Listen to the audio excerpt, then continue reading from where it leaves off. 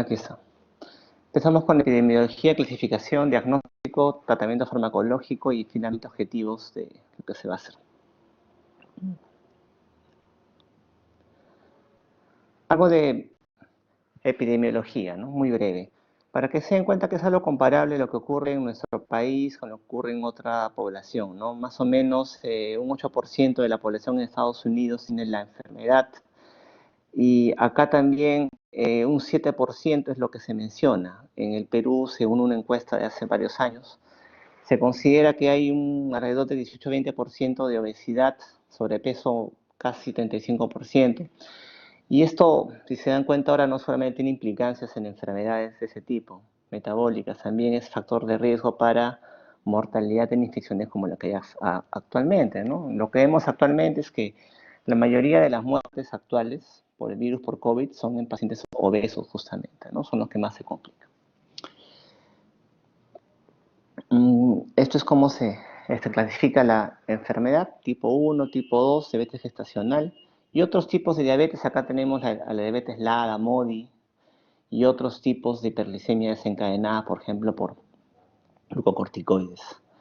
Recordarles de que la guía en la cual nosotros vemos para esta enfermedad es la que publican todos los años, en la ADA, y siempre se actualiza en enero de este año, por ejemplo, ¿no? Con algunas modificaciones. Algunos puntos que tienen que recordar de diabetes tipo 1 y diabetes tipo 2, que ya reconocen seguramente. Quiero que se enfoquen en donde dice causa, ¿ya? Donde dice causa, donde dice, van a ver acá dos diferencias importantes. Lo que es la diabetes tipo 1 es una enfermedad autoinmune donde hay anticuerpos que me destruyen las células beta, ¿ya? Diabetes tipo 1, entonces, hay anticuerpos donde destruyen las células beta. Por eso que la deficiencia de insulina es desde el inicio, ¿no? Y los pacientes requieren insulina desde el inicio. Eso ya lo conocen todos. Si les preguntara cuál sería la base fisiopatológica de la diabetes tipo 1, entonces, es producción de anticuerpos. ¿Y qué pasa con la otra diabetes? Con la tipo 2. Si revisan fisiopatología de hace unos años, van a ver que la mayoría hablaba de lo que es resistencia a la insulina. Ya, está bien, eso es cierto, pero ¿cuál es el enfoque actual? El enfoque actual, y lo primero que hay, es disfunción de la célula beta. Ya, lo primero que hay en la enfermedad, diabetes tipo 2, es disfunción de la célula beta.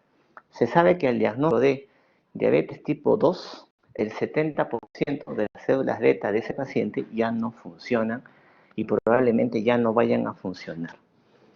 Entonces, si tienes un paciente diagnosticado de diabetes tipo 2, de arranque ese paciente, el 70% de células beta ya no funcionan y probablemente ya no vuelvan a funcionar. Y sobre ese escenario de disfunción de la célula beta se suma lo que es resistencia a la insulina. Pero la base actual ya es disfunción de la célula beta. ¿Qué quiere decir eso? Que ese paciente a la larga va a requerir de todas maneras insulina. Va a requerir insulina.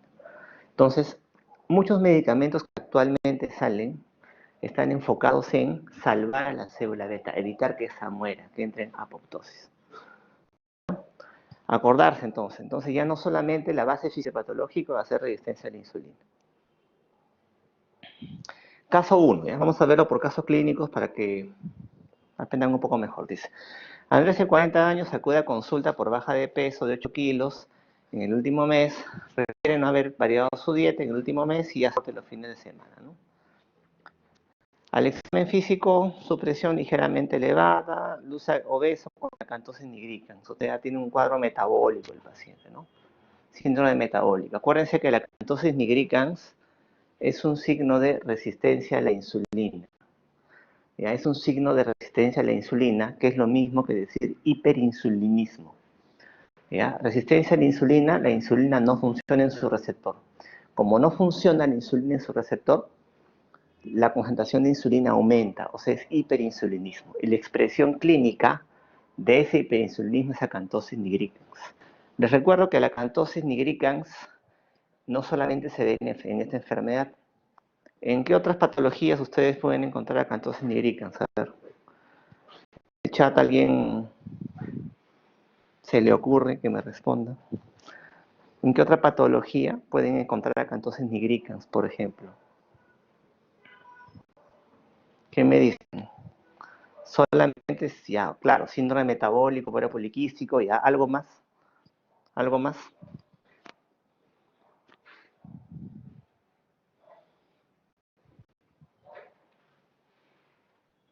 Síndrome metabólico, ovario poliquístico. Acuérdense que es un paraneoplásico de cáncer gástrico. Es un paraneoplásico. El paraneoplásico de piel, en piel más frecuente, es acantosis nigricans. Si suelen verse en M gástrico. Obviamente, en un paciente obeso, hipertenso con acantosis, no vas a pensar que es cáncer de frente, ¿no? Pensarás que es por hiperinsulinismo. Pero si por ahí tienes un paciente de 30 años que no es obeso, no es hipertenso, no es hiperglicémico, es flaco y de por sí comienza a aparecerle de la nada acantosis nigricans, plantéalo más como un paraneoplásico, ¿no? No tanto, ¿eh? Más como un paraneoplásico tiene que ver. Bueno, la cosa es que ese paciente va a su control, pues, ¿no? Con esos síntomas de que ha disminuido de peso, ¿eh? Sin hacer dieta. El paciente come lo mismo, hace su deporte de fin de semana, su pichanga, ¿no? De fin de semana. Se le saca el examen, encuentra una glucosa basal en 220, glicosilada en 8% y un colesterol elevado, ¿no? Hasta 200 tiene que ser, está más de 200. La pregunta es, ¿cuál es el diagnóstico del paciente? ¿Mm? Acá ustedes ya han pedido la glucosa basal, ¿en base a qué? ¿Por qué les ocurrió a ustedes pedirle, digamos que lo han atendido, por qué le hubieran pedido a ese paciente este examen? La glucosa basal. O sea, ¿por qué? ¿Por qué razón se te ocurre pedirle eso? ¿Alguna idea? En el chat pueden responder, ¿no? O sea, ¿por qué me interesaría en ese paciente ver ese examen con los síntomas que me ha dicho? Acuérdense, en todo paciente que tiene cuadro consuntivo o una baja de peso no tan explicable, pidan descarte de la enfermedad, diabetes mellitus. ¿Ya? Más aún si el paciente tiene acompañado de dislipidemia, hipertensión, es hipertenso quizá, pero está con la presión en el límite superior casi, ¿no? ¿Ya? Y luego tiene lo que es la hemoglobina, la en 8%. Ya, con estos dos valores que tiene el paciente, ¿es suficiente para decir que ya tiene la enfermedad o requerimos algún tipo de confirmación? Porque ya te viene con esto, con ese problema que baja de peso, entonces en la clínica pones, ¿no? Baja de peso como con ese problema y le pides la glucosa, eso tienes que interpretarlo ahora. Ahora, con esos resultados, con esos dos que tiene, ¿es suficiente para decirle, señor, que usted ya tiene la enfermedad? ¿Diabetes mellitus? ¿O tendrían que repetirle nuevamente algún otro resultado?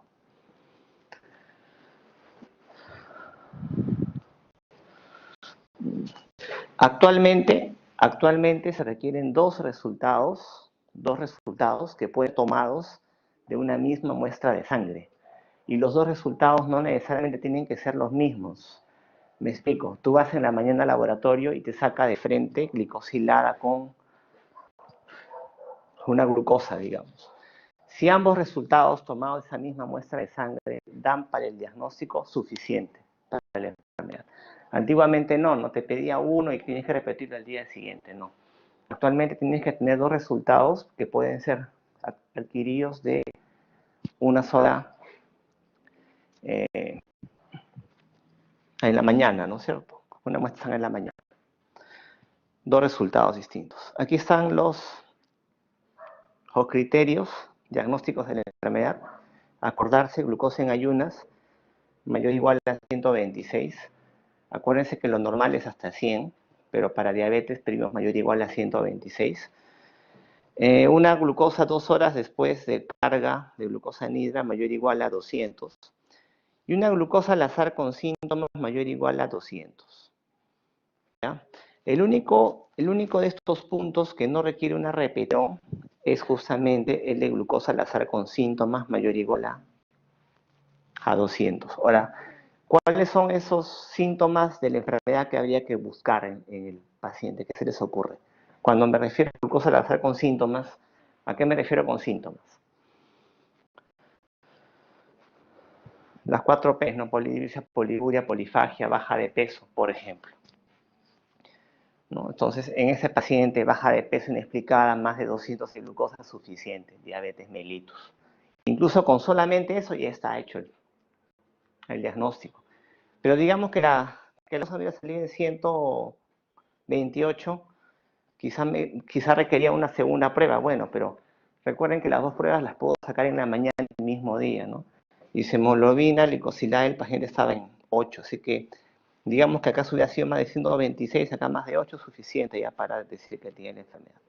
Entonces, para criterios diagnósticos, con ayuda mayor o igual a 126, glucosa 2 horas post carga mayor o igual a 200, glucosa al azar con síntomas mayor o igual a 200, y también se usa hemoglobina glicosilada para el diagnóstico. Pero cuidado, tiene que ser con un método validado y estandarizado. Muy pocas pruebas de laboratorio en el mundo son así, tienen un método, digamos, estándar a nivel mundial. ¿Qué otra prueba de laboratorio conocida ustedes saben que tiene un método estandarizado a nivel internacional? O sea, es una sola prueba que se hace para medir algo, el INR. El valor del INR es igual acá, igual en la China. ¿Ya? Algo así quieren hacer con la hemoglobina glicosilada, pero aún no se logra. Y en nuestro país los métodos no son estandarizados. Por eso que acá no se recomienda tanto para saber si es la enfermedad. Lo que sí se recomienda es para el seguimiento del paciente. Y lo que se recomienda también es que si van a seguir un paciente con estas pruebas, las pruebas sean en un solo sitio, en un solo laboratorio, no en varios, porque acuérdense que tiene que ser por una sola prueba. Entonces, se requieren 2 exámenes positivos diagnóstico de la enfermedad. Acuérdense que las pruebas pueden ser tomadas en una sola vez. Y la única prueba que no requiere confirmación es glucosa al azar con síntomas mayor o igual a 200. Este cuadro es para que más o menos comparen el valor de hemoglobina glicosilada, cómo se relaciona con la concentración en sangre de G-gluco, ¿no? Cuando hablamos de 5, 6, 7, 8, 9, por ejemplo, un paciente con 8 de hemoglobina glicosilada se corresponde con más o menos valores que van de 147 a 217. ¿Ya? Acuérdense que también esos valores en sangre son oscilantes durante el día, ¿no? No van a ser siempre un solo valor. Sube y baja, ¿no? Puede ser que en la glucosa en ayunas tu paciente venga con 123, pero su glicosilada te sale en 10, porque la tarde, la postprandial después del almuerzo se dispara seguramente. Para que tengan esto en consideración. También es importante que sepan esos conceptos de prediabetes. Más que nada está enfocado a buscar factores de riesgo en un paciente. No dicen que tiene la enfermedad, pero nos dicen que si el paciente no se cuida en sus estilos de vida y en su alimentación, más adelante sí puede hacer la enfermedad. En algunos casos, si no se va a hablar de eso hoy día, se maneja incluso esto con algunos fármacos, ¿no? Como metformina. Acuérdense que el valor normal de hemoglobina glicosilada, es menos de 5.7, ¿eh? Menos de 5.7. O sea, si tú te sacas tu hemoglobina glicosilada, sale en 5.8, no es normal. Para diagnóstico de diabetes es más de 6.5, ¿no? Estamos diciendo. Pero el valor normal de la glicosilada es menos de 5.7. Entre 5.7 y 6.4 es prediabetes. Tener cuidado. Esto no me dice que tengo la enfermedad, pero me dice que tengo que tener cuidado con el paciente. Acá sobre todo sea cambios en los estilos de vida, ejercicios, dietas sobre todo, ¿no? Y en algunos casos manejo farmacológico también, ¿no? Tener eso en consideración. Ya. El caso 1 entonces, el paciente tenía glucosa basal en 220, glicosilada en 8 con síntomas de hiperglicemia, facilito, ¿no? Ya sabemos que tiene la enfermedad. Incluso con un solo valor de 220 con síntomas será suficiente. Ya. La siguiente pregunta sería, ¿cuál es el manejo inicial en este paciente? Ya en mi post, en mi según, me vino ese gordito que bajó de peso, le saqué sus exámenes, glucosa más de 200, glicosilada 8. ¿Y a qué le voy a dar? ¿Cuál es el fármaco de elección en este paciente? ¿Qué me dirán ustedes? ¿Cómo empezaré acá ese manejo. ¿Con qué medicamento? Metformina. Muy bien. El fármaco de elección para la enfermedad de primera línea es la metformina.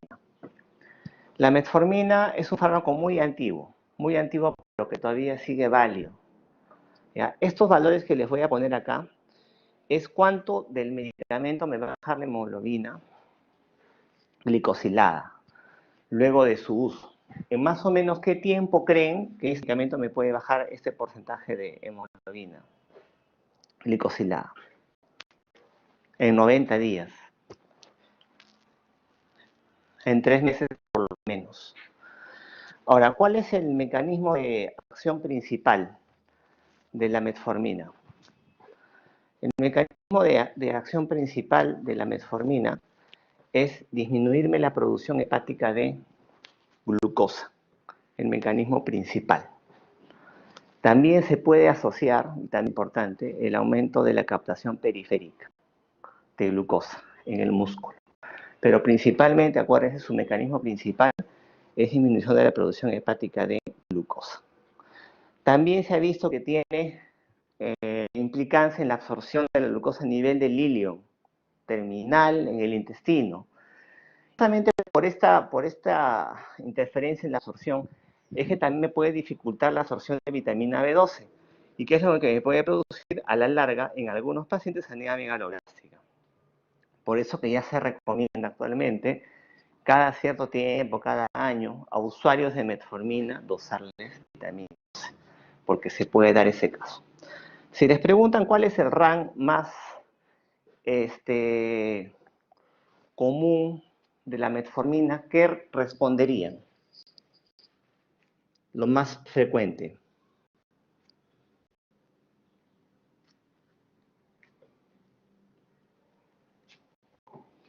Dispepsia, por ejemplo.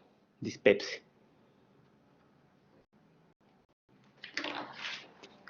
Y el más grave, ¿cuál sería?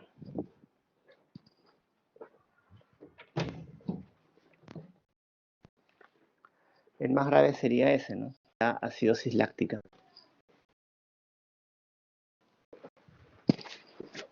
Acidosis láctica, que es raro en sí.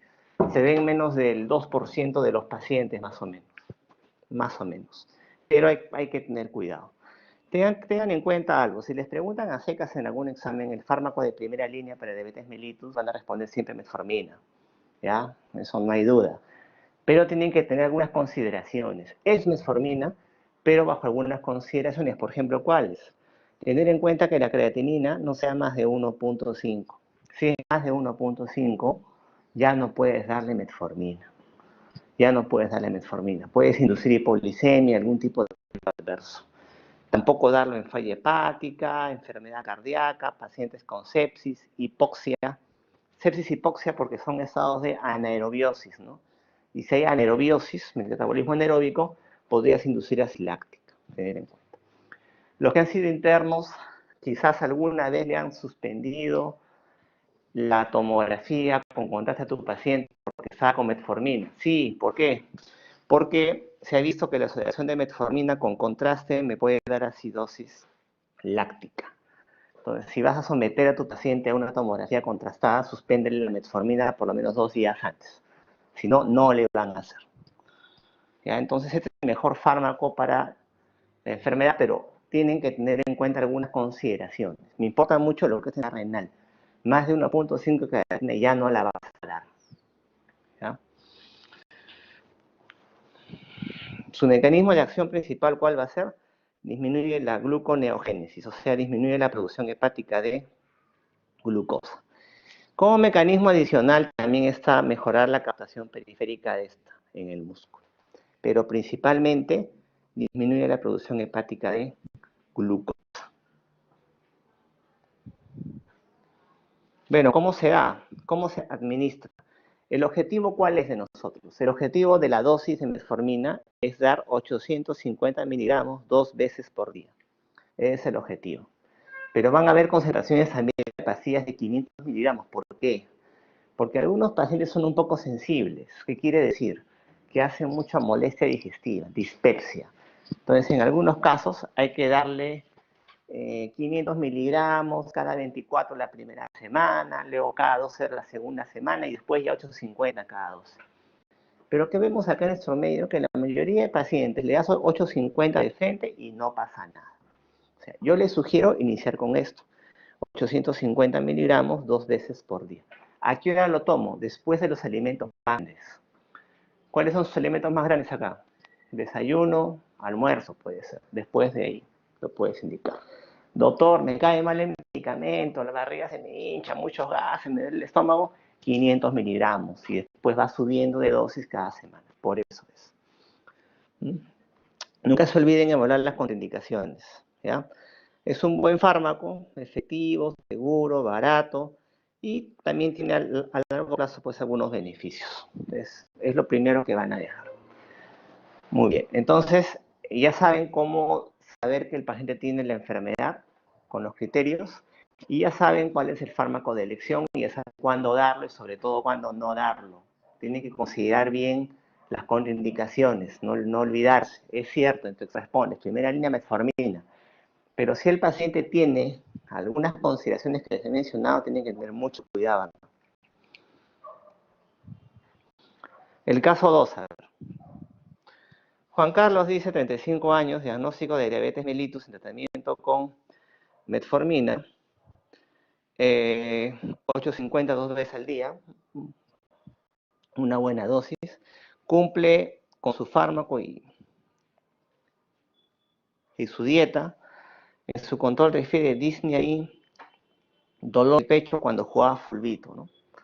Parece que ha tenido un problema de angina el paciente. Los exámenes solicitados muestran ecocardiograma con hipoquinesia anteroseptal. ¿Qué puede significar esa hipoquinesia anteroseptal en un paciente con un episodio previo aparentemente de angina y disnea, que tiene factores de riesgo? ¿Qué creen que ha pasado? ¿Qué creen que significa esa hipoquinesia? Significa que el miocardio no se mueve bien. Si no se mueve bien ese miocardio, esa hipoquinesia, ¿qué significa?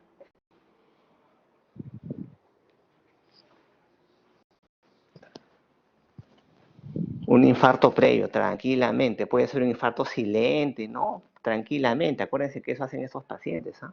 Puede ser, muy bien. Tiene una glucosa en 160, una glicosilada en 7.8 y su colesterol alto, ¿no? A pesar de que cumple su medicación y su dieta, el paciente. Pero a pesar de eso, su glicemia tampoco está tan controlada que digamos, y su glicosilada tampoco está tan baja, ¿no? Entonces, tu primera pregunta es, ¿está el paciente bien controlado? Está bien, tú ya sabes indicar el fármaco de primera línea, la metformina, ya sabes cuándo darlo y cuándo tampoco, no se deja. Ahora, la siguiente pregunta es, y ya saben, en ese curso tienen que aprender la indicación, también tienen que saber por cuánto tiempo voy a dejar el medicamento y tienen que recordar cómo sé que está haciendo efecto. O sea, cómo sé que lo que yo le dejé esa metformina en el paciente hace efecto. Entonces, la pregunta es, ¿está bien controlado este paciente? ¿Cuáles serán mis objetivos en este paciente? ¿Cómo sé que el paciente está bien con la medicación? Bien controlado. ¿Qué es lo que yo buscaré? ¿O qué querré alcanzar yo?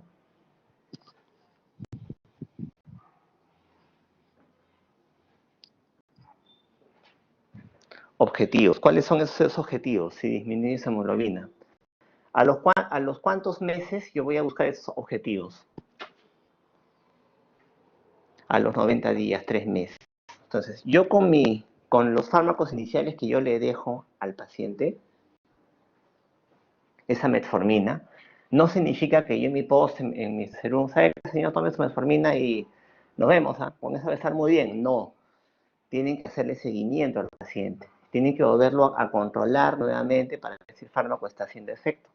Porque si no está haciendo efecto con dosis máximas, que es la que he dicho, probablemente tengan que cambiar de medicación o agregar un segundo fármaco. Y tengan en cuenta que ese paciente, si bien es cierto, sea con la dosis máxima, está haciendo algunas consecuencias, ¿no? Ha hecho angina, hipoquinesia anteroseptal. Entonces acá, la primera pregunta sería si el paciente está bien controlado. Aparentemente no, eso es lo que quiero que vean. Y la segunda pregunta sería cómo manejaría a este paciente. Si es con metformina a dosis máximas, ¿cuál sería el segundo fármaco a darle? Entonces vamos por paso, ¿no? Primero ya sé cómo indicar el fármaco, la metformina. Lo segundo que tengo que saber es cómo voy a saber si hace efecto. Y en este caso, si es que veo que no está haciendo efecto, ¿qué más puedo hacer por él? Le sigo aumentando la dosis, ya no puedo, ¿no es cierto? Porque está con dosis máximas. Vamos a ver. Entonces, primero tenemos que revisar los objetivos. Ya sé cuándo es la enfermedad, ya sé qué indicar, ahora tengo que preguntar cómo sé que lo que le doy funciona. Entonces, tengo que lograr en el paciente una hemoglobina glicosilada menos de 7. En otras guías figuran menos de 6.5, acá la A menos de 7. Y ese menos de 7 tengo que alcanzarlo en los siguientes 90 días de empezada la medicación.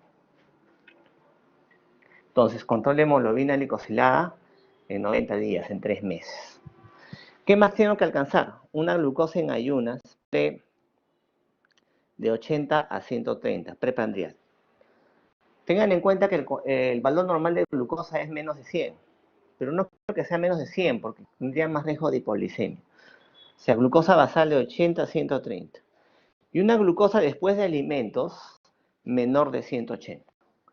Son mis objetivos en estos pacientes.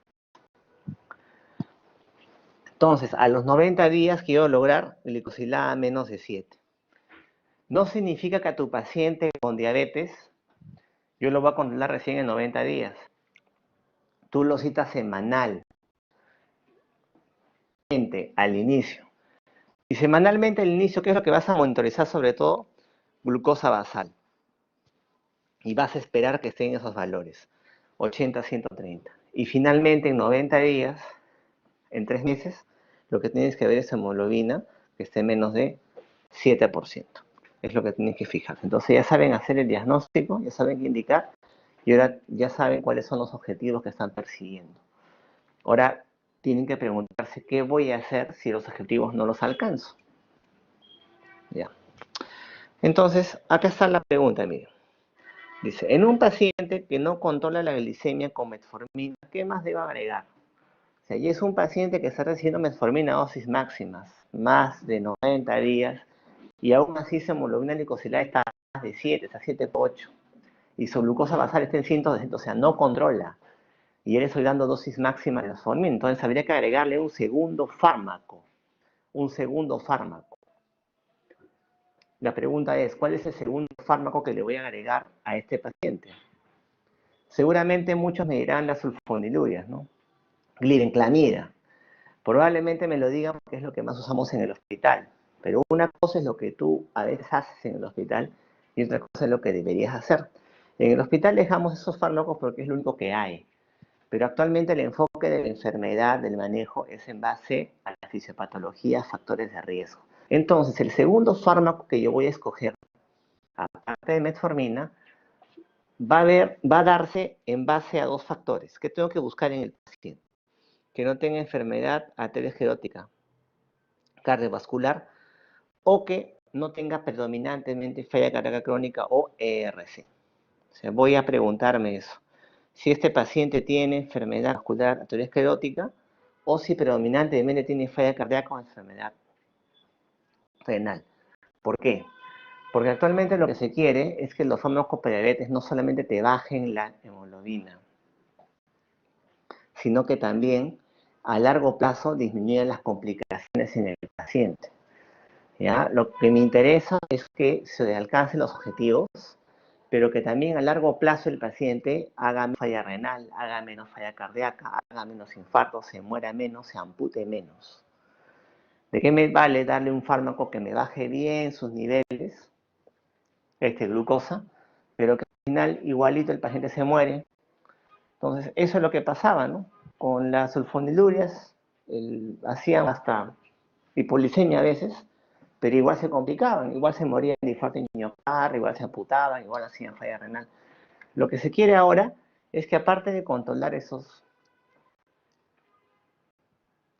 niveles, también el paciente a largo plazo tenga menos complicaciones. Entonces, ¿qué me va a preguntar? Si el paciente tiene enfermedad cardiovascular aterosclerótica. Si es que tiene, y eso cómo ¿Cómo sé que tiene? ¿Qué es lo que busco? Voy a buscar que tenga estenosis carotídica de las coronarias, o sea, que haya tenido un infarto en miocardio, o estenosis arterial de miembros inferiores, de preferencia mayores de 54 años, de preferencia, o que el endocardio tenga hipertrofia del vestíbulo izquierdo. No, también acá decimos que tiene falla cardíaca crónica o RC. Si la tasa de filtración glomerular cae a menos de 60, si el cociente de albuminuria es más de unos 30 miligramos por gramo, o si la fracción de eyección es menos de 45%. Si tiene alguna de esas dos consideraciones, vamos a dar fármacos que hagan que esas complicaciones no avancen y no progresen. Por ejemplo, si es que el paciente tiene enfermedad cardiovascular ateroesclérotica, los fármacos que van a beneficiar al paciente, ¿cuáles van a ser? Análogos de GLP-1, la liraglutida sobre todo, liraglutida. O también podemos dar como alternativas, siempre y cuando tenga buena función renal, inhibidores de SGLT2. Vamos a revisar. Entonces, de elección en enfermedad aterosclerótica, vamos a dar análogos de GLP-1 asociados a metformina. Pero si vemos que predominantemente el paciente tiene falla cardíaca o ERC, los fármacos que más van a beneficiar a ese paciente y que van a evitar que la enfermedad progrese van a ser los inhibidores de SGLT2. Vamos a ver en qué consisten esos fármacos. Y como alternativa, acá tenemos análogos de GLP-1. ¿Ya? Enfermedad cardiovascular aterosclerótica, entonces, van a ir más con análogos de GLP-1. Si tengo falla cardíaca crónica o enfermedad renal, van a ir más con inhibidores de SGLT2. Y como alternativa. Ahora, tengan algo en consideración. Que tenga falla renal crónica, sí, pero siempre y cuando su tasa de filtración glomerular sea más de 30, o sea, 30, entre 30 y 60. Porque estos fármacos ya no pueden dar la tasa de filtración cada vez menos de eso. O sea, es como otros fármacos, me pueden evitar la progresión de la enfermedad renal, pero hasta cierto punto también. ¿Ya? ¿Por qué se indica esto? Porque estos fármacos se han visto que enmelentecen el riesgo de daño en esos órganos. Y es el objetivo de la diabetes, no solamente bajarla, digamos, en este caso, a largo plazo es que el paciente me haga menos complicaciones. Acá tenemos los análogos de GLP-1, liraglutida, exenatida, semaglutida. Estos fármacos, ¿qué cosas son? Son sustancias que se han visto que me aumentan la secreción de insulina dependiente de glucosa. ¿Eso qué quiere decir? Que solamente van a lograr que la secreción de insulina aumente si es que nosotros ingerimos alimentos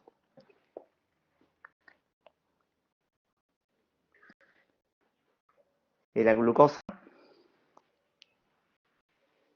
en las sulfonilurias. Las sulfonilurias son sectagogos de la insulina, o sea, me liberan insulina constantemente. Por eso que me tiene riesgo de hipoglicemia. Estos fármacos no. Estos fármacos hacen que la célula beta solamente produzca insulina cuando ingerimos alimentos. Nada más. Por eso que no tiene riesgo de hipoglicemia. Estos fármacos también, ¿qué es lo que hacen? ¿Cómo contribuyen al manejo de la enfermedad? También me disminuyen la secreción de el glucagón, me disminuyen el vaciamiento gástrico y por lo tanto me disminuyen el apetito. Por eso que dentro de sus efectos beneficiosos está que el paciente no come y baja también en su peso.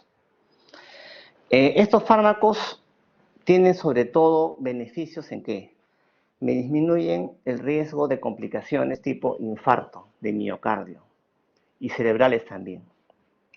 La liraglutida sobre todo, es el que más se ha visto. También se ha visto que disminuye el riesgo de progresión de enfermedad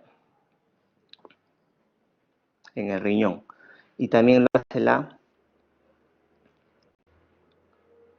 al liraglutida. ¿Ya? Entonces, no es que todos los grupos, no es que todos los fármacos de este grupo tienen ese efecto, sobre todo el primero, la liraglutida.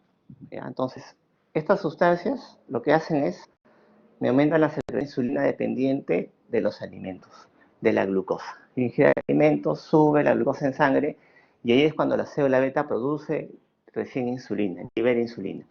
Esa es la diferencia con la sulfoniluria. La sulfoniluria es un secretagogo, hace que la insulina se libere constantemente y no tiene riesgo de hipoglicemia. Como RAMS tiene algunos dispepsia, pancreatitis, y bueno, también se ha visto contraindicaciones, carcinoma medular, antecedentes de pancreatitis.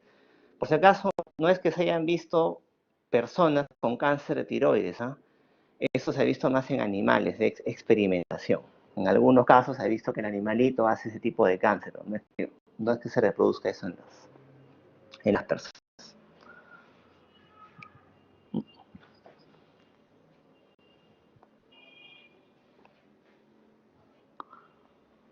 Se salió la presentación. Sí, doctor, no se ve. Un ratito.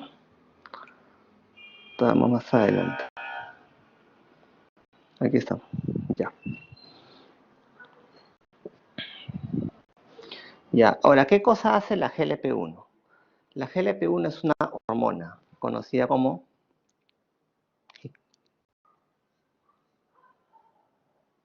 incretina. ¿Alguien sabe esas hormonas en dónde se producen? En el intestino. ¿Ya? Y las hormonas se producen en base a la ingesta de alimentos. Tú ingieres alimentos y el intestino produce esas hormonas. Y esas hormonas, ¿qué es lo que hacen? Acuérdense, ya les mencioné sus efectos, me disminuyen vaciamiento gástrico, me disminuyen el apetito y me aumentan la secreción de insulina dependiente de los alimentos. Análogos de GLP-1, o sea, son sustancias que se parecen al GLP-1. Y el GLP-1, ¿qué cosa es? Una incretina. ¿Qué es una incretina? Es una hormona que se produce en el intestino. ¿Ya? Es una hormona que se produce en el intestino que me libera insulina dependiente de los alimentos, de la glucosa. Entonces, ese efecto que se conoce hace mucho tiempo se vio que era bastante bueno, beneficioso. Lo que se quiso hacer era reproducir ese efecto. Entonces, ¿qué hicieron? Fármacos análogos al GLP-1. ¿Ya? Análogos al GLP-1, como los que les he dicho. O sea, sustancias que se parecen al GLP-1. Ahora, no solamente eso, sino que ustedes sabrán que esta hormona GLP-1, una vez que ha cumplido su efecto, tiene que eliminarse, metabolizarse. ¿Y cuál es la enzima encargada de eliminar a esa GLP-1? La DPP-4. DPP-4. Entonces también se han hecho fármacos inhibidores de la DPP-4. O sea, el efecto de las incretinas, ¿cómo se logra? Dando análogos de las incretinas, de la GLP-1, o sea, fármacos similares al GLP-1, o dando inhibidores de la DPP-4. De alguna manera se potencia la acción de las incretinas. Ahora, ¿qué se ha visto? Que si bien es cierto, pueden tener el mismo efecto finalmente, no llega a ser un efecto similar del todo. Porque los fármacos que han probado disminuir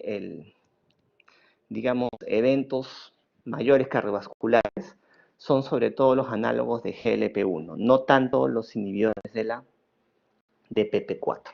Ya quiero que quede claro el efecto de las incretinas, entonces, que son hormonas intestinales que se liberan con la ingesta de los alimentos. Y que dentro de sus efectos están aumentar la liberación de insulina dependiente de los alimentos de la glucosa. ¿Cómo se ha logrado reproducir ese efecto? Dando análogos de GLP-1, moléculas similares, o inhibiendo a la enzima que inhibe, a la DPP-4. Vamos a ver, entonces es el efecto incretina, quiero que recuerden. Esta GLP-1, esta hormona que nosotros tenemos y que se conoce hace mucho tiempo, tiene varios efectos. Disminuye el vaciamiento gástrico. ¿Qué efecto puede haber ahí? Tienes menos hambre, ¿no es cierto? ¿Qué más? A nivel del páncreas, me aumenta la secreción de insulina, dependiente de los alimentos, de glucosa, Y miren qué interesante, disminuye la apoptosis de las células beta. O sea, yo le dije en la enfermedad cuál era actualmente la base fisiopatológica, disfunción de la célula beta, o sea, me protege la célula beta. También, ¿qué hace la GLP-1? Me aumenta la captación muscular de la glucosa. A nivel hepático disminuye también que esta se produzca. Y también tiene efectos a nivel cardíaco, cerebral. Entonces, si se dan cuenta, esa incretina tiene efectos múltiples y es lo que quiere potenciarse, dando análogos de esta GLP-1. O en su caso, inhibiendo a la enzima que la elimina. Pero no se ha visto que es el mismo efecto. ¿ya? Entonces, acuérdense bien del efecto incretina que se ha visto. Y actualmente, al final, vamos a ver el enfoque de la enfermedad fisiopatológico. Lo que se quiere actualmente es actuar a varios niveles de la enfermedad. Los estudios que muestran estos beneficios, el líder, la liraglutida, miran cómo me disminuye significativamente las complicaciones cardiovasculares, a largo plazo muerte cardiovascular por varias causas. Ahí están los dos fármacos, pero acuérdense, el que tiene el efecto protector es finalmente la liraglutida. Es el medicamento que se ha estudiado y se ha visto que tiene a, a largo plazo tiene varios eventos beneficiosos cardiovasculares. Algo que también tienen que saber que estos fármacos sean por vía subcutánea, o sea, no solamente las insulinas sean por vía parenteral, también esos análogos de GLP-1. Lo bueno de este fármaco, la liraglutida, es que no requiere ajuste si tienes falla renal, es importante. Casi todos los fármacos orales clásicos, sulfonilurias, metformina, cuando el paciente tiene falla renal ya no se pueden dar, usamos insulina. Pero esta es una buena alternativa, la liraglutida, en pacientes que tienen falla renal, recordar. Como efecto adicional, acuérdense cuál es la baja en el paciente en el peso. Por eso que se recomienda pacientes obesos que no bajan de ese peso, este fármaco es una buena elección. ¿Por qué bajan de peso los pacientes? Dentro de los efectos, recuerden, me disminuye el vaciamiento gástrico y me disminuye el apetito en estos pacientes que los usan. Otro fármaco que también tiene un beneficio cardiovascular, como les he mencionado, son los inhibidores de la SGLT2. Acá tenemos a la empaglifosina, canaglifosina.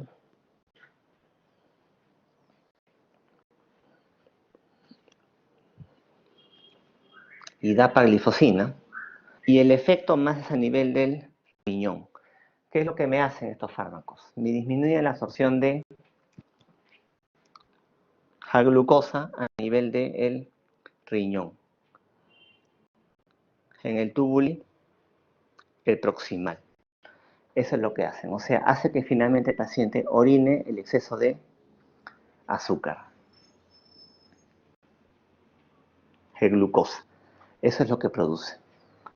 ¿Ya? Y también se ha visto que tienen efectos a largo plazo beneficiosos vasculares. Entonces, acordarse, primera línea, la metformina, y el segundo fármaco que voy a usar va a depender si es que tengo enfermedad cardiovascular, enfermedad renal o falla cardíaca. Y dentro de los fármacos que me benefician están ya sean análogos de GLP-1 o los inhibidores de SGLT2. Y esos inhibidores de SGLT2, como empaglifosina, canaglifosina, lo que hacen es me excretan el exceso de glucosa en la orina. Ese es el efecto que tiene. Es el porcentaje que me bajan de hemoglobina en 90 días de uso. Y estos son los beneficios que tienen estos fármacos. En lo que son la disminución del riesgo de infarto de miocardio, infartos cerebrales sobre todo, el beneficio sobre todo se va a dar con empaglifosina y canaglifosina, con estos dos. Pero en lo que es falla cardíaca y progresión de ERC, ahí sí se da con los tres fármacos. empaglifosina, canaglifosina, dapaglifosina. Ojo que con este último, la dapaglifosina, había un problemita. Se dieron cuenta que aumentaba el riesgo de las amputaciones. Pero aumentaba el riesgo de amputaciones en pacientes que ya se habían amputado. Por eso que en los que ya se han amputado, de preferencia no los indicas. ¿Ya? Entonces, los que disminuyen el riesgo de enfermedad cardiovascular, acordarse, me refiero a infartos de miocardio, infartos cerebrales, son empaglifosina, canaglifosina. Y ya en lo que es falla cardíaca y falla renal, la dapaglifosina. Como hace que el paciente o exceso de azúcar por la orina, que me puede producir bulvaginitis, ITU, en algunos casos poliuria, que puede también darse. Tengan en consideración que estos fármacos no pueden darse cuando tienes enfermedad renal. Con depuración menos de 45 ya no los uses. Con depuración de menos de eso ya muy complicado, ¿no? Aquí está el estudio del EMPA-REG con empaglifosina. Como pueden ver, me vio que me disminuía la mortalidad por enfermedad tipo infarto de miocardio, cardiovascular, infarto cerebral, de forma significativa. Igual también con empaglifosina disminuye lo que es hospitalización por falla cardíaca, de forma significativa. Son estudios que se hacen ahora, ¿no? Y con esta canaglifosina van a ver que también se dan disminuciones de lo que es la mortalidad por todas las causas cardiovasculares. Entonces, fármacos que me disminuyen el riesgo de infarto de miocardio, de infarto cerebral también, están los análogos de GLP-1 y inhibidores de SGLT2, pero de estos últimos no todos. De los inhibidores de SGLT2 sobre todo está la canaglifosina y la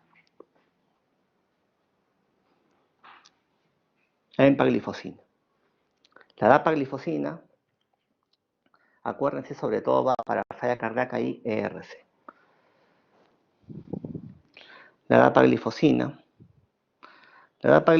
si se dan cuenta, miren acá, disminuye significativamente la hospitalización por falla cardíaca, ¿no? Dapaglifosina. Dapaglifosina es para falla cardíaca. MACE, ¿qué significa? MACE significa eventos adversos cardiovasculares mayores tipo infarto de miocardio, infarto cerebral. Y si se dan cuenta, la dapaglifosina no mostró una disminución significativa, no fue significativo acá. Por eso les menciono que riesgo cardiovascular es con empaglifosina y canaglifosina. La dapaglifosina no va con eventos cardiovasculares, no los disminuye. ¿Qué me disminuye? Hospitalización por falla cardíaca, me disminuye lo que es la progresión de la ERC. Recordar eso. Aquí están los fármacos, como les dije, contraindicados si tienes menos de 45 de depuración de creatinina, ¿no? Tienes que tener mucho cuidado, o sea, no se da en enfermedad renal avanzada. Algo paradójico, ¿no? Me lentece la progresión de enfermedad renal, sí, pero siempre y cuando su depuración sea más de 45, pues. Si es menos de 45, ya no va a haber ese beneficio, más bien me pueden producir eventos adversos. O sea, me lentece la progresión de la nefropatía, sí, pero siempre y cuando la depuración sea más de 45. Si es menos de 45, ya no puedes indicarlo. Caso 3, ¿qué dice?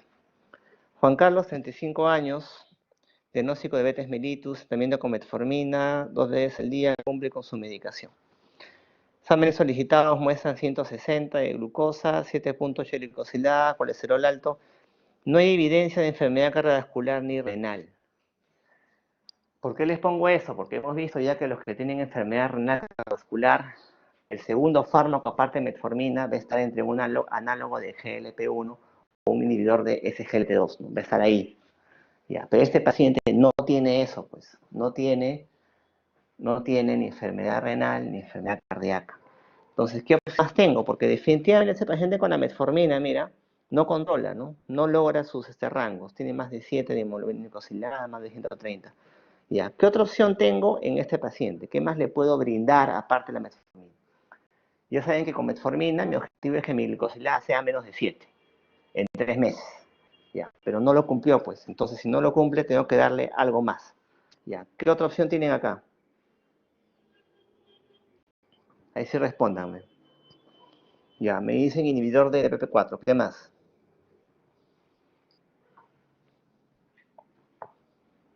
Aparte de eso. O sea, este escenario es un paciente parecido, ¿no? Es un paciente con diabetes mellitus que no controla, pero que este paciente sí no tiene evidencia de enfermedad cardiovascular ni falla renal. Sulfoniluria es otra opción, insulina otra opción, ya. Vamos a ver cuáles son las. Entonces, en ausencia de enfermedad cardiovascular aterosclerótica o nefropatía establecida, o sea, no tiene falla renal ni enfermedad cardiovascular, porque si los tuviera, ya saben qué dejar, ¿no? Inhibidores de CGLT2, análogos de GLP1. ¿Cuáles son mis opciones? Son mis opciones inhibidores de DPP4 y tiazolidinediona. Son estas dos. Son estas dos. En la guía te ponen otra opción y te ponen ahí, si no tiene plata, así lo ponen, ¿eh? Si no tiene plata el paciente, sulfonilurias. O sea, son tus tres escenarios. ¿Ya? Enfermedad cardiovascular renal, vas a encontrar ahí análogos de GLP1 y inhibidores de GLT2. Si no tienes nada de eso, vas a dar otra medicación. Vas a dar la medicación que menos riesgo tenga de hipoglicemia. O sea, las alternativas a SGLT2 de EP4, perdón, a los anteriores fármacos, son aquellos fármacos que me minimizan el riesgo de hipoglicemia. ¿Y cuáles son? Son los inhibidores de DPP4 y las asteazolidinedionas. Esos dos. Minimizan el riesgo de hipoglicemia. Pero si ponen ahí en el mismo cuadro, te ponen, si el paciente no tiene esos fármacos, no los consigue, se puede dar como alternativa sulfonilides. Son la alternativa, nunca son los de primera línea. Acuérdense que el objetivo del manejo de diabetes no es solamente que controle sus niveles de glucosa, es que el paciente se muera menos de eventos cardiovasculares, que se ampute menos, que se muera menos de infarto, que haga menos falla renal. Y eso lo conseguimos con análogos de GLP1 y niveles de GLT2. Si no tienes eso, bueno, por lo menos dale una medicación que no le dé hipoglicemia. Y ahí están inhibidor de BP4 y los otros fármacos. Sulfonilurias más abajo, como alternativa si es que el paciente no puede comprar los otros. Ahí, así lo ponen en la guía. Ya vamos a ver los inhibidores de DPP4. Acuérdense que la DPP4, ¿qué cosa es? Es la enzima que me metaboliza a la GLP1, ¿no? Entonces, el objetivo es que aumenten los valores de GLP1 en sangre. Tú esperarás que tenga el mismo efecto, pero no se dice el mismo efecto. O sea, a pesar de que podría aumentarme los valores de GLP1, no se ha visto que tengan beneficios a largo plazo como los otros fármacos. Pero su gran beneficio es que me minimice el riesgo de hipoglicemia. Entonces, se parece el efecto finalmente en que me aumenta la secreción de insulina dependiente de los alimentos, de la glucosa. Pero quizás no tenga mucha acción en eso que les mencioné con la GLP1, que me disminuye la dosis de la célula beta. Quizás no tenga mucha acción ahí. Pero lo bueno es que no tiene muchos eventos adversos, no produce hipoglicemia. O sea, buena elección en pacientes sin enfermedad de riesgo, ¿no? Sin falla cardíaca, sin falla renal, sin infartos previos. Los ramas frecuentes van a ser dispepsia, pancreatitis también se puede ver, por eso en pacientes con antecedentes de pancreatitis tampoco se sugiere usarla. Se ha visto que a mí me pueden desencadenar cardíaca, ¿no? Sobre todo uno. Con sasaglipina se puede dar.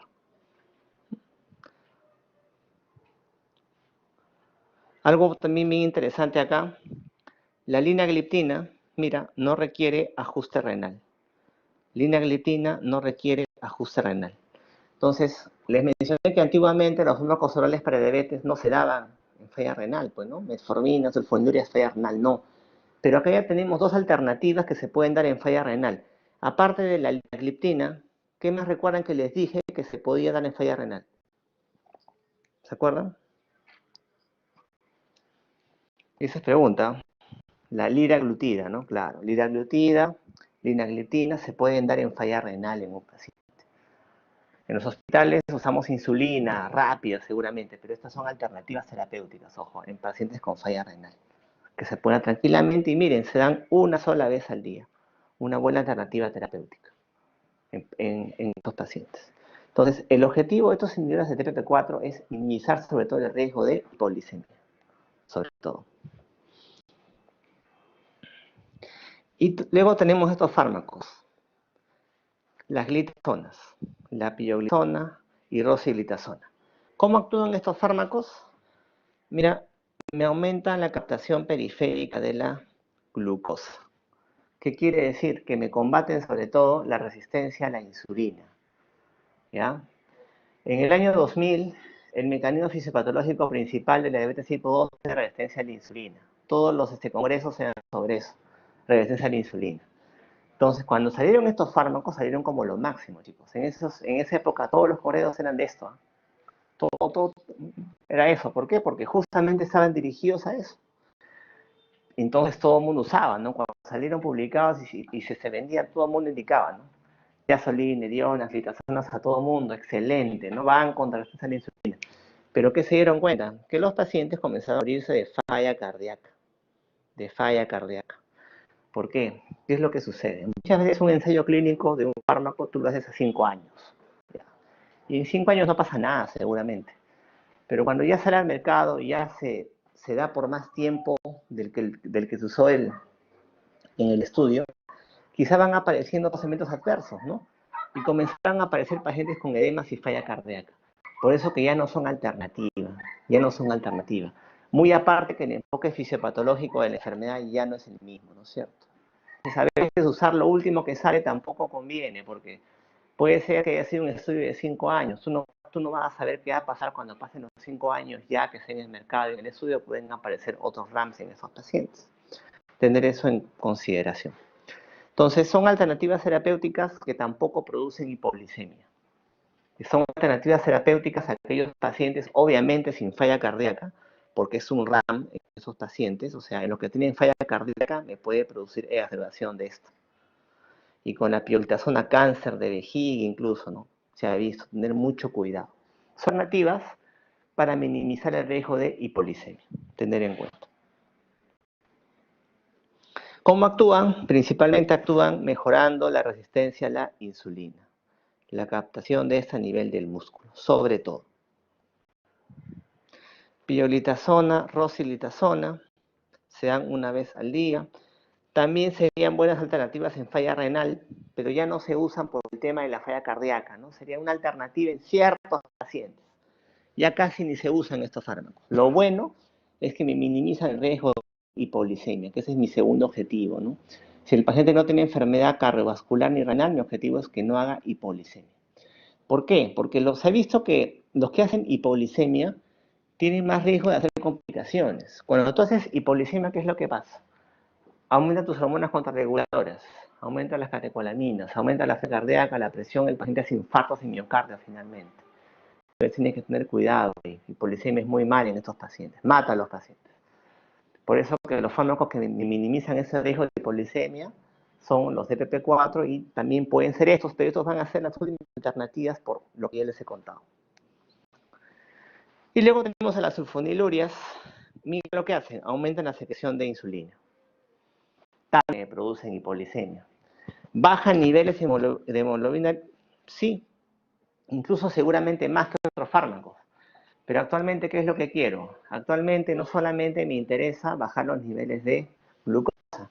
Actualmente me interesa que aparte que baje niveles de glucosa, el paciente se muera menos de infarto, progrese menos la nefropatía, progrese la falla renal, que no progrese la falla cardíaca, que se ampute menos. Y eso no lo logra sulfonilurias.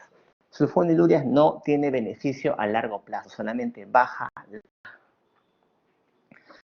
concentración de glucosa. O sea, cuando ustedes vean un estudio de un medicamento, tienen que ver bien qué persigue el estudio, eventos finales importantes. Por ejemplo, ahora que estamos en el COVID, ha salido de la ivermectina. Ya. ¿Qué creen que hace la ivermectina con el COVID?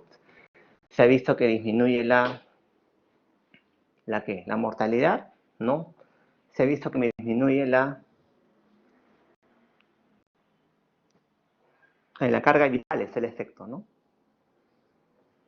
Pero no se ha visto que me disminuya complicaciones, digamos, a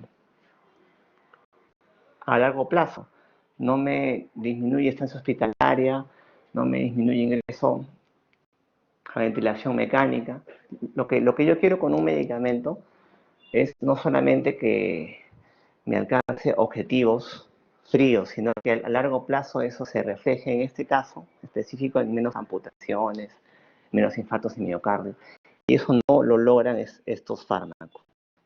Su principal arranque se produce, ¿cuál es? Hipoglicemia. Y es el más peligroso, hipoglicemia. ¿Ya? Por eso que han sido dejados usados de lado.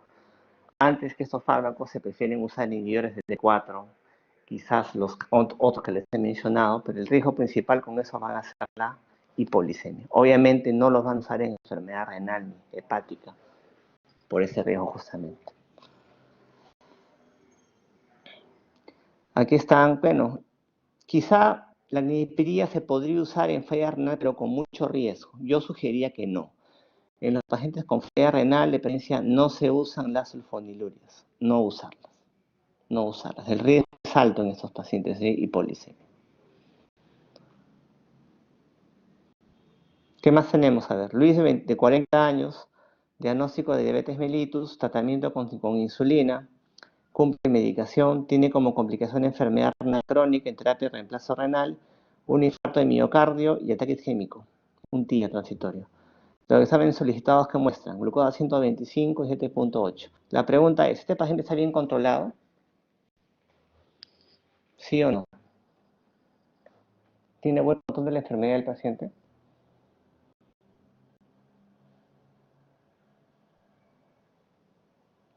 ¿125 de glucosa, glicosilada 7.8, ¿está bien controlado el paciente? ¿Tiene buen control de la enfermedad? Con lo que les he mencionado. No. Entonces, ¿qué tienen que hacer? ¿Van a aumentarle un fármaco más? Ya, tienen que tener mucho cuidado acá.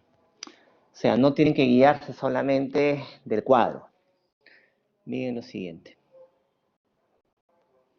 Ya. ¿Qué dice acá? ¿En quiénes vas a ser más exigente con la glicosilada y en quién menos exigente? ¿Te parece justo, por ejemplo, que una paciente diabética de 90 años con un cáncer terminal le exijas que su glicosilada sea menos de 7? No. Va a ser menos exigente entonces, menos exigente en pacientes, por ejemplo, con una enfermedad de larga data y con muchas complicaciones, con expectativa de vida baja. Un abuelo de 80, 90 años con muchas complicaciones, con comorbilidades, cáncer, ponte, ¿ya? Infartos ya previos. O sea, en esos pacientes ya muy complicados no eres tan exigente. Vas a mantener glicosiladas de 7 a 8 y con eso estás feliz. Porque si la bajas mucho, tienes riesgo de hipoglicemia. ¿Con quién vas a ser más exigente? Vas a ser más exigente con el de reciente diagnóstico, con el jovencito gordito, sin mayores comorbilidades, ¿no? Que tiene una larga vida. Con él sí, este pata tiene que ser menos de 7, menos de 6.5 si quieres. O sea, tienes que individualizar la terapéutica. Ese es el objetivo de esto. Entonces, recordemos, mira, 40 años tiene falla renal crónica en diálisis, ya tiene infarto en miocardio, ya ha tenido un DCD, un día. ¿Vas a querer que el pata tenga menos de 17 glicosilada? No. Quizá por darle tanto medicamento, teniendo en cuenta que hace falla renal, hace hipoglicemia y se muere por otra cosa. O sea, la cosa es individualizar. Una cosa es lo que tú respondes en el examen, ¿no? Objetivos terapéuticos, y otra cosa es en la vida real y en casos clínicos en el examen, te lo plantean, ¿no? Te ponen un paciente que ya con muchas comorbilidades no vas a ser tan exigente en esto. Eso es lo que quiero decir acá. Ya. 50 años, consulta por polifagia poliuria polidipsia, baja de peso, 10 kilos, 2 meses. Exámenes auxiliares, glucosa 280, 12 glicosilada, diabético por todo sitio, ¿no?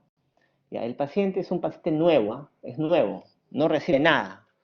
nuevo, así va por baja de peso, como el otro, polifagia, poliuria, polidipsia, pero tiene estos valores, ¿no? Ya sabes que tiene la enfermedad, pero quizá los valores sean más altos que el primer caso, ¿no? Acá tiene 280, el primero tenía 7.8, este tiene 12. La pregunta es cómo lo manejo al paciente. Por eso, si en un examen X se preguntan fármaco o lesión para diabetes, responde metformina, ¿no? Metformina. Pero tienes que individualizar, pues en este caso puntual, ¿qué usarías? Insulina.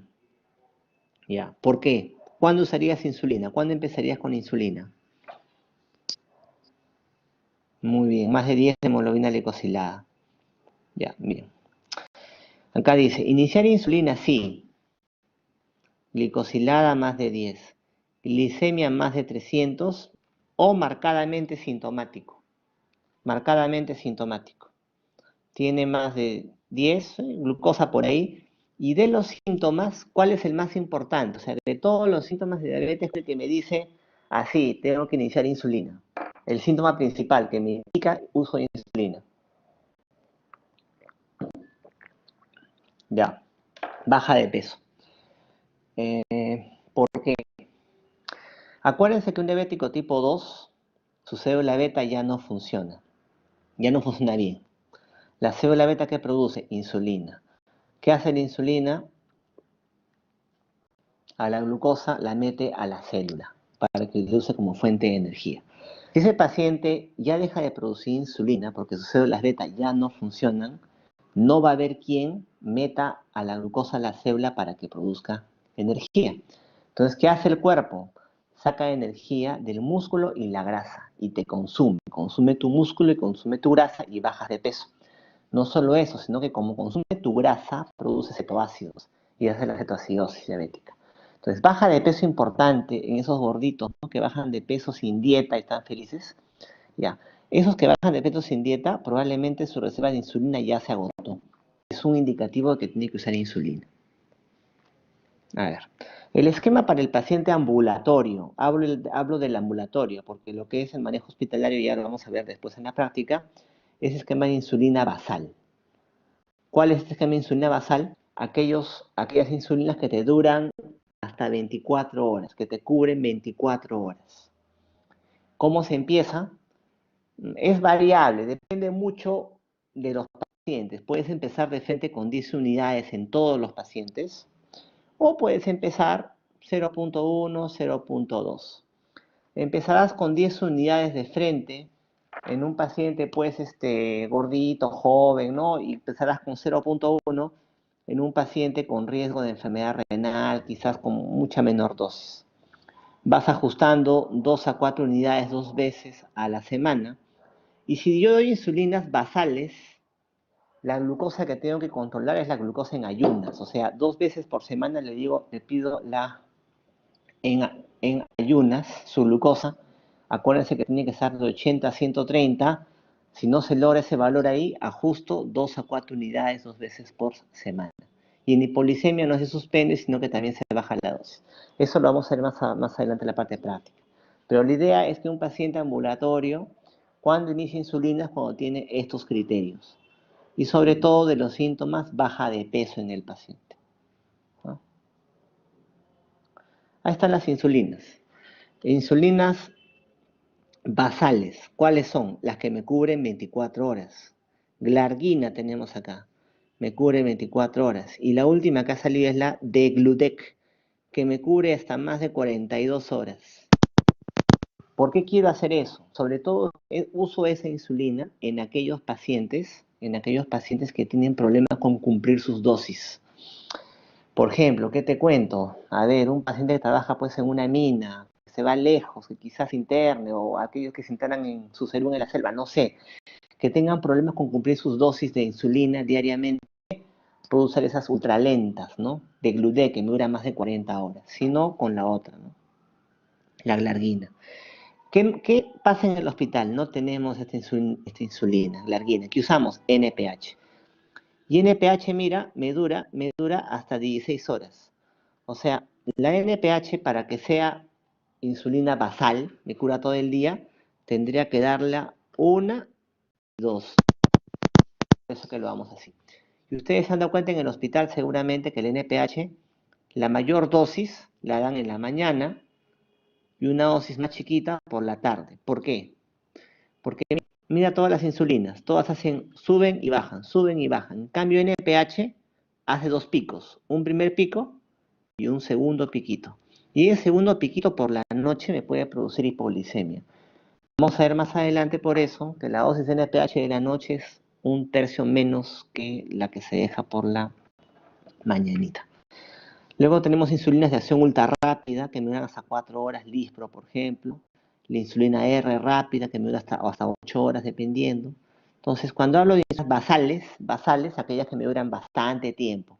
Glargina de Gludet o NPH el día 2 veces. Ahí están el mecanismo de acción de las insulinas, inicio de acción, perdón, efecto, cuánto tiempo dura. Lo vemos en la práctica eso. Y miren finalmente este cuadrito que es del 2005, que era ahí, ¿cuál era el evento fisiopatológico de la diabetes tipo 2?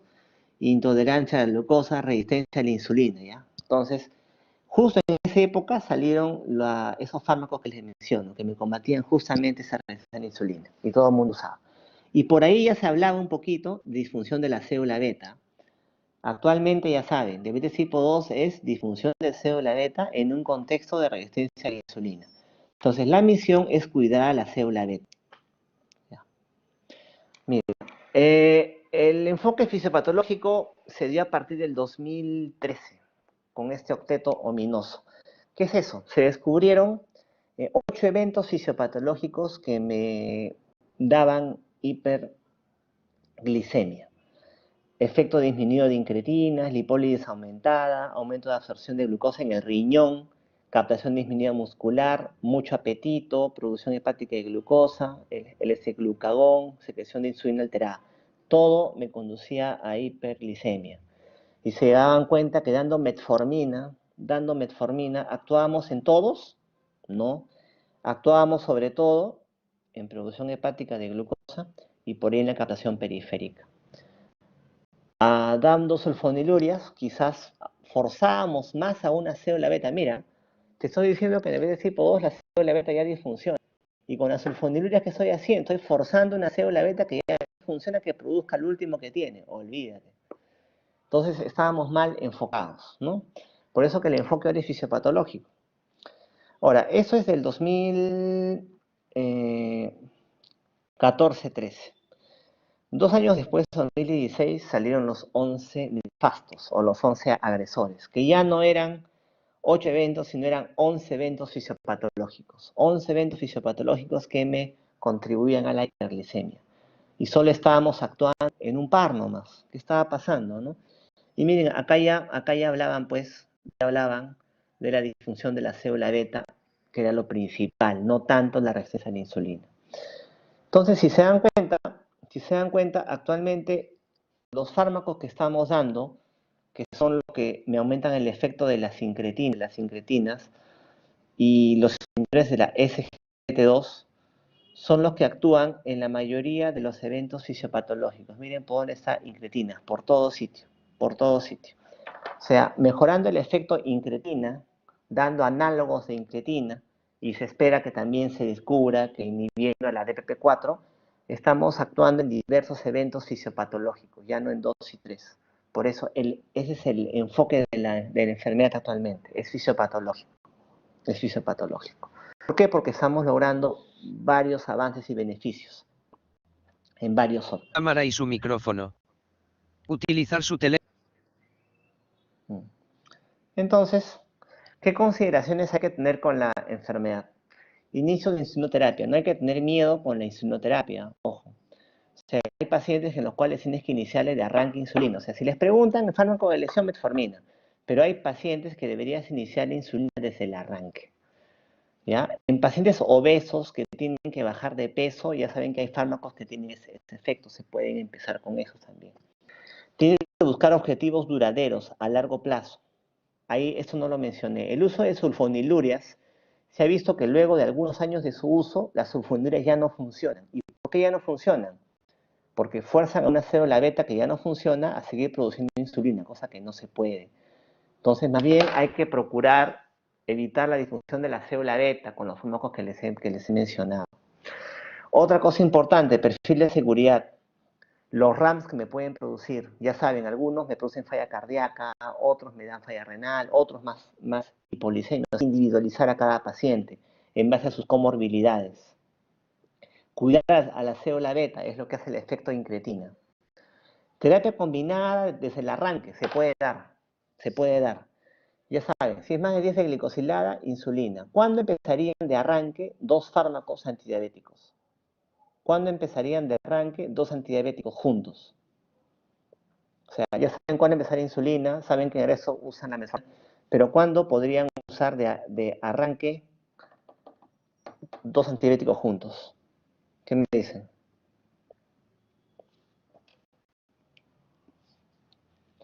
Cuando la glicosilada está entre 9 y 10, ¿ya? 9 y 10 de hemoglobina glicosilada pueden usar 2 antidiabéticos juntos. ¿Ya? Metformina es uno de ellos, y el segundo fármaco ya saben. El segundo fármaco depende de los siguientes escenarios, ¿no? Depende si el paciente tiene enfermedad cardiovascular aterosclerótica, tiene enfermedad renal. Si no los tiene, minimizo el riesgo de hipoglicemia, que no tenga medios económicos. Ahí uso sulfonilurea. Depende de esos escenarios. Tengan en consideración. Ya saben cuándo iniciar terapia combinada, ¿no? 2 fármacos, de 9 a 10 de glicosilada. Si no responde a 2 fármacos, o sea, ya le dio 2 fármacos y a los 3 meses reevalúo con hemoglobina glicosilada. Si no está menos de 7, la guía te dice que agregues un tercer fármaco. Ya. Generalmente acá ya agregamos insulina. O sea, cada 3 meses con tu glicosilada, ¿no? Que sea menos de 7. Si está con 2 fármacos y el paciente no controla glicosilada menos de 7, ya puedes agregarle insulina al paciente de frente. Algunos te dicen un tercer fármaco, pero de preferencia ya insulina. Indicaciones ya las vamos a conocer en la práctica. ¿Cómo van a manejar la hiperglicemia en una falla renal? Yo les pongo una opción, insulinas. Pero acá van a ser insulinas de acción corta o ultracorta para que no recirculen ni me den hipoglicemia. De antidiabéticos no insulínicos, ¿qué podrían usar en falla renal? Ya les dije. De antidiabéticos no insulínicos, ¿qué podrían usar en falla renal?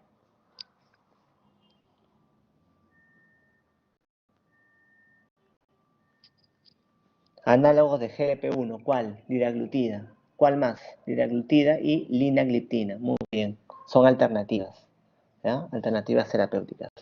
En insuficiencia hepática, lo que ustedes también usar es insulina. Estos dos pacientes, falla renal y falla hepática, tienen que individualizarse. No es así de sencillo con ellos. Y eso sería todo. Si tuvieran alguna pregunta adicional, ¿está todo claro?